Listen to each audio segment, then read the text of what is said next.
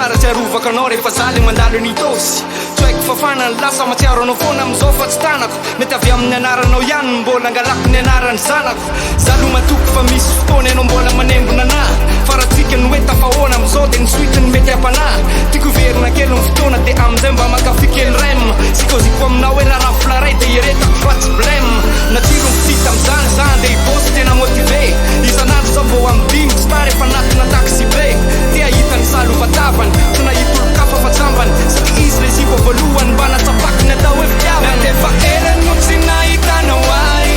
nantena ndritrany fotoana maro izay de ny atompoky mbola veriko eto indray tsy mbola niovla fitiavana hatrizay fa tsisy afatsy anaonao ire tsisy afatsy anaonao ire tsisy afatsy anaonao ire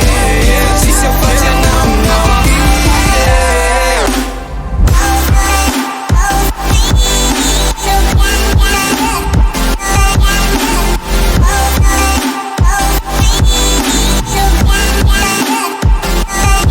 nandefa elany no tsy nahitanao ahy